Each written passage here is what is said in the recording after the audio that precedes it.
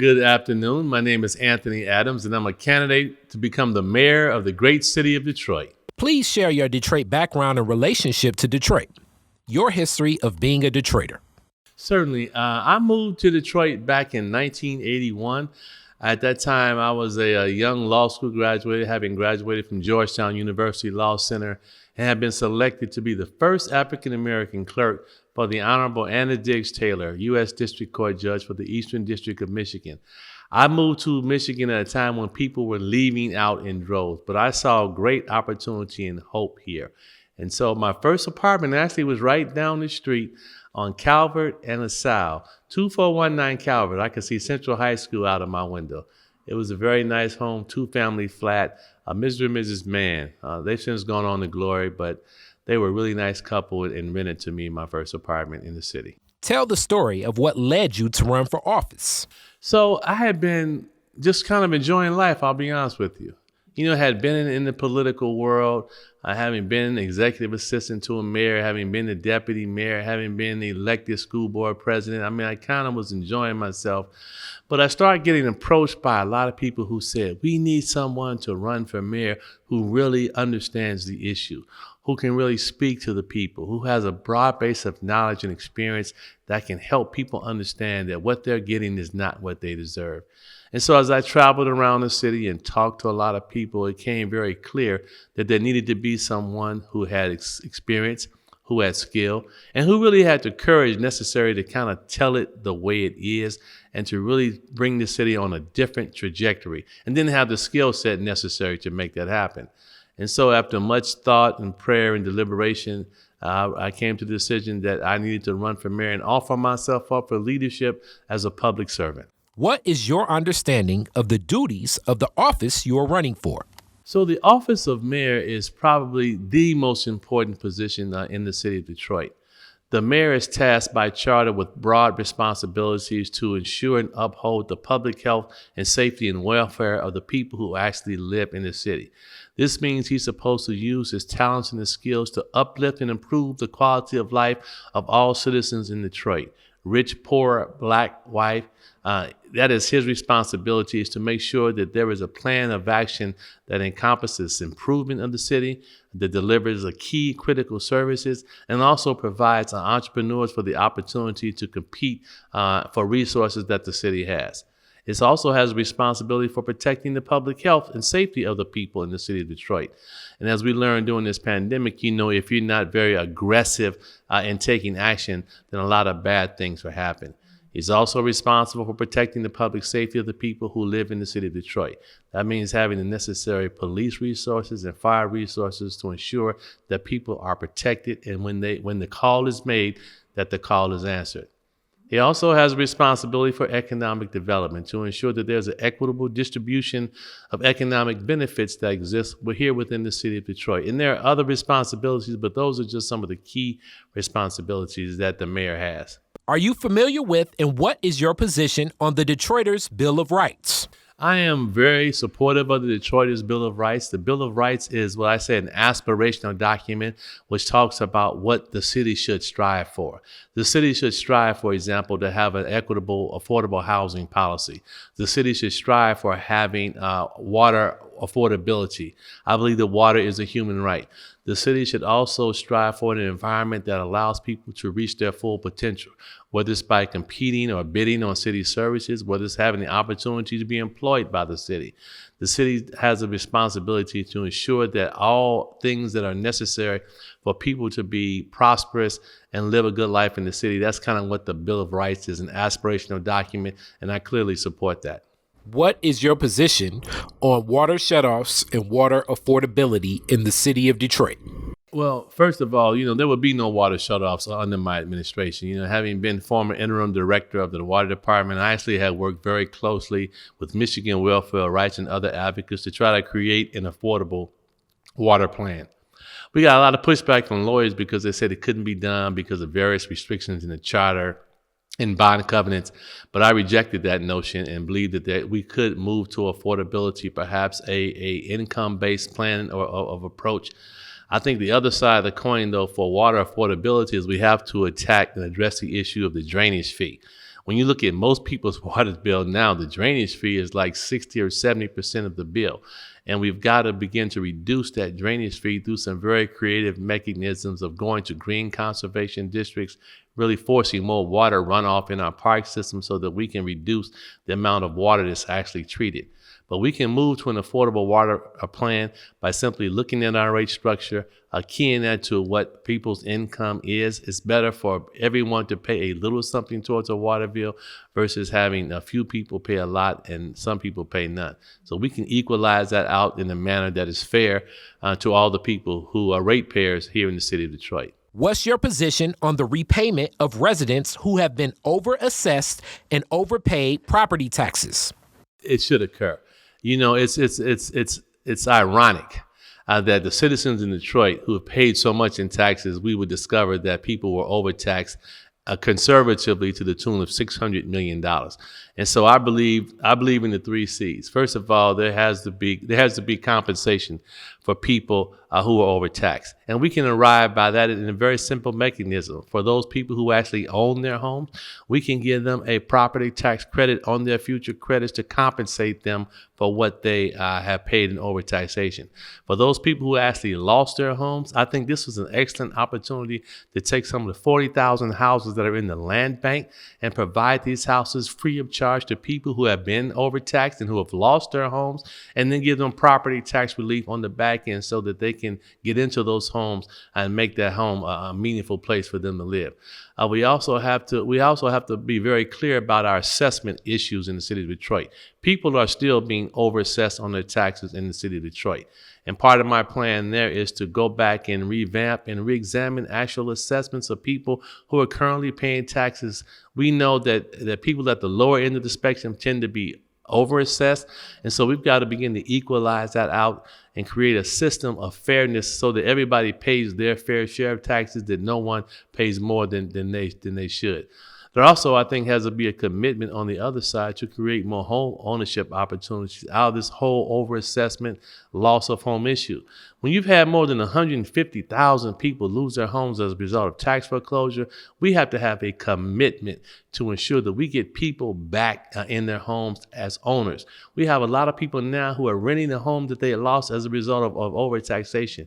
And I think the city should be setting up mechanisms, either through the using of their affordable housing dollars or forcing the banks in this city to lend to people who have homes that are less than $100,000. There are a lot of restrictions on how banks actually can lend at that level. And I think we need to be lobbying our people in the legislature to make the necessary changes to ensure that the structural racism element of lending in the city of Detroit is abandoned. What is your plan and position on abandoned properties like schools throughout the city of Detroit owned by the Land Bank Authority? So they have to have a much more aggressive plan in I would say, adaptive reuse of some of these facilities. When you look at a lot of these schools, very excellent buildings, heavy brick structures that could be used for a lot of different things. We have an emerging industry in Detroit where we have a lot of people who are doing podcasts and broadcasts out of their living rooms. This is an excellent opportunity to allow for have shared space in some of these buildings so that people can come into them and adaptively reuse these facilities so they don't become an eyesore in the community. That also gives our young entrepreneurs an opportunity to bring children in to kind of see what type of things you can do with yourself. You don't have to necessarily sit and play a video game all day. You actually can design a video game. You can do a podcast. There's so many different things you can do. We also have a great need in our city for transitional housing. And why are we not using a lot of these buildings to adapt for adaptive reuse for transitional housing to help people get through life?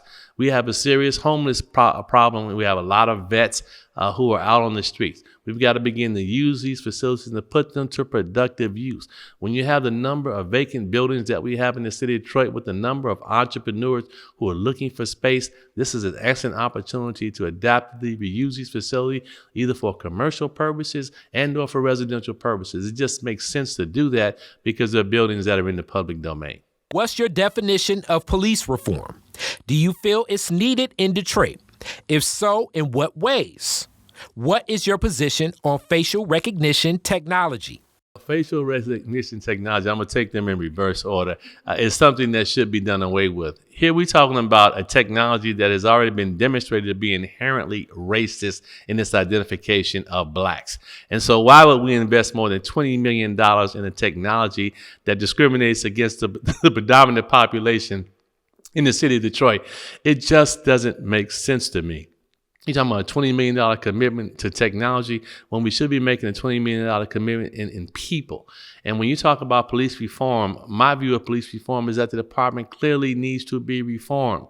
When we have a situation where we have what I call a very reactive police strategy, it's based on green light, it's based on a shot spotter, and it's based on facial recognition technology. All those are reactive strategies. They are not much more proactive in terms of how we need to approach the issue. And so when I talk about police reform, what I say is that we've got to streamline the department. They have a lot of specialty bureaus within DPD, which probably need to be abolished. Things need to be consolidated. So first and foremost, we can get more officers on the ground. But more importantly even than that, we also need a different kind of officer. And to that end, I've advocated for the creation of what I call a community intervention specialist, a person who may be a psychologist, he may be a psychiatrist, he may be a gang intervention specialist, he may be a homeless advocate, because a lot of the social issues in our city become criminal issues because people call the police. And what I'm suggesting is that if we have a different model of how we approach and how we intervene, we can reduce the actual criminal element in our community, because these people oftentimes, they are not criminals, they're people with issues. I think we also have to begin to demilitarize a large portion of the police department. I mean, I guess if the Department of Defense wants to get rid of all their heavy artillery and things, it's not necessary to have that in the city of Detroit, especially if the police department has a clear and close relationship with the people who live in the community. And so I'm advocating for, one, demilitarizing of the police department. Two, I'm also talking about creating this new intervention model on how we go about our business. But three, we also have to be much more cognizant of the impact of crime and poverty and how the two interplay. I believe that we need to be much more proactive, because we can identify who the young people are who are at risk for criminal activity. Why don't we have prehabilitation? That's a term I've come with, versus rehabilitation.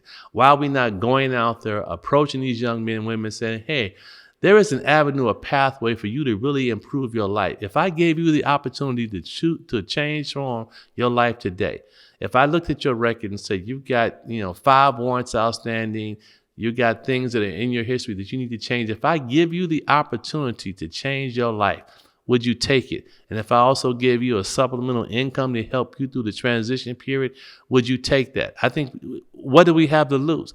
Over the last 10 years, we've spent close to $3 billion in fighting crime, and crime is still off the roof. So we got to do something different. We have to transform how we police. We have to transform the relationship of the police department to the community. My community intervention specialist approach also allows for us as an intake way of getting young people into the police work, so that they can see it's not something that they should be ashamed of. It's not something that we need to denigrate all the time. I think there's been a lot of back and forth, and we kind of made policing a dirty word. I don't think it should be. It used to be a career path for a lot of our friends who we know, who were able to come in, they graduated from high school, they had a great job, and they were able to police and be respected within our community. We've got to bring back that kind of level of pride for our officers. How would you enhance Detroit's neighborhoods, and which neighborhoods would be your priority? Any specific one? So we know we have sort of, I would call, a neighborhood situational approach to things here in Detroit. When I travel to Rosedale Park, Grandmont, West Village, new name, Indian Village, we have communities that are fairly stable. But what the Detroit Future Cities Report showed is that we're also losing our middle class income neighborhoods. And part of what we need to do is, first and foremost, we have to stabilize people in their homes. The greatest blight removal strategy is to make sure that people stay in their homes. And so my approach is much more dedicated to dealing with the neighborhoods that are the most challenged.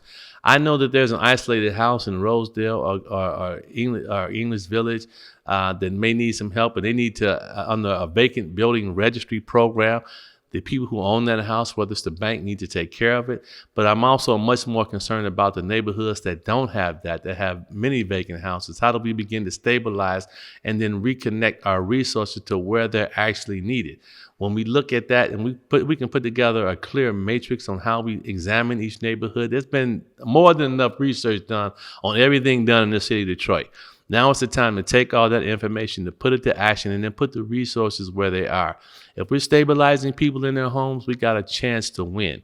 There are 4 problems that I see all the time when I walk through the neighborhoods, and I walk through every neighborhood in the city.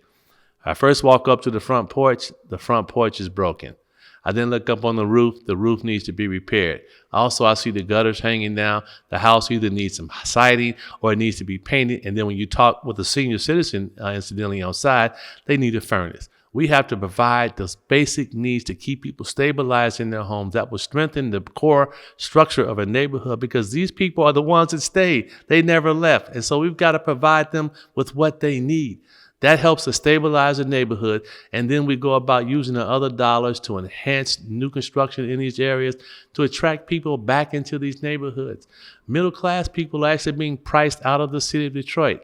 I was talking to a guy the other day. He told me he almost can't afford to buy a home because every home he looked at was $300,000 and it needed $100,000 worth of work. So where is the house that costs $100,000 and $125,000 that we can help you fix that house up to move in it so we can get you a start in life? We've lost so much generational wealth as a result of tax foreclosure. We need to begin to reverse that trend to put housing and ownership back in people's hands so that they can build wealth for themselves. What do you see as the future of Detroit? Well, it depends on who's elected mayor. If I'm elected mayor, we will see a much different trajectory in the city of Detroit. First and foremost, the people who have been here, the people who stayed here, the people who live in these neighborhoods that have never gotten a dime are going to see relief. You're also talking about supporting the local businesses that actually exist in the city of Detroit that have never gotten a dime of any special program that they develop. You'll also see a greater use of affordable housing dollars in our neighborhoods to create both grants for people to stabilize their homes as well as for people to buy property here in the city of Detroit. You'll also see a much different model of policing in terms of use of community intervention specialists to begin to divert so that we can have more prehabilitation versus rehabilitation. You also see a much more transparent government. Our government operates in secrecy. There's no pushback. There's no questioning of anything. I think part of the issue in having an informed electorate is to explain to people what is going on. I think you've got to have that close personal relationship with the people in the neighborhoods. And to that end, you will see me riding through the neighborhoods, stopping in the parks, talking with people, understanding what their needs and concerns are, because there's a connection that we have to have if we're all going to succeed. I believe, because how I was raised by my mother, may she rest in peace, was a good woman who never went to college, but instilled within me sort of a public service ideology that, you have to do the best for people. If you've been blessed with skills and talents, and I'm not the most talented guy, I'm not making that claim. I'm not the most skilled guy. But what you will find from me is a person who is really committed to the goodness of man. And I believe that we have to help people uplift and improve the quality of their lives. If I could have 1 minute for one story. When I was general counsel of the school district, I got a call from a principal who was complaining about a mother bringing their daughter to school, but the mother was drunk every day. And so I had to see this for myself, because I'm like, well, she's drunk every day, but she's still bringing her daughter to school. So I go to the school, I park outside at the appointed time. The mother, here she is coming up, bringing her daughter to school, and she was drunk. And so after she dropped her daughter off to school, I had the principal, I said, would you bring her in your office? And so we had a conversation. And I said, ma'am, it's really wonderful that you bring your daughter to school every day. We commend you for that. But she's kind of embarrassed because when you leave, kids talk about your mama, she drunk, your mama, you this, your mama, that. I said, maybe if there's something we can kind of help you transition, if there's some help that you need, people have to begin to go outside of their comfort zone in terms of what they do in our community. We've got to take that extra step because people are in need. I said the reality is, I told the principal, is that even though she's drunk every day, we got a lot of parents who are not drunk who never bring their kids to school. If we can help someone do something positive in their life, I think we need to do that. And the last question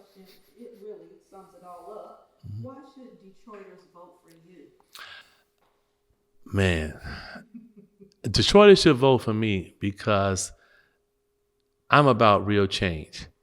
There is a certain political order in this town that's gotten very comfortable with themselves. They all go to the same clubs, they hang out the same restaurants and bars, and they really aren't about the business of doing the work, the public service that's needed in order to move the city forward. Make no mistakes about it. This is very, very, very hard work to do. But you have to be truly committed to a goal. And if that goal is to make Detroit the shining city on the hill, then it takes a lot of work to pull people together and to unite our community. We're so fractured in our own city. I hate you. You hate me. You did this to me 50 years ago. I did that to you 10 years ago. Okay, let's get past all that. We've got to heal ourselves. We've got to talk about how we heal ourselves from the pain of the things that have occurred over the last 50 years. We have to accept our responsibility for what's necessary for us to do. And so when you vote for me, what you're voting for is a guy who has a good heart, who has a pure spirit, and who is really committed to helping people be the best person that they can be. It was one thing my mother taught me. She says, always be the best you could be. And if you're trying to be the best you can be, and if you send the hand back to help someone else, we don't put the hand back anymore. We close the hand up in the fist because we're trying to hold on to everything. Well, let's share. Let's do this all. We can all work together. We can be a great city if we truly believe in one another. And that's what you're getting from Anthony Adams.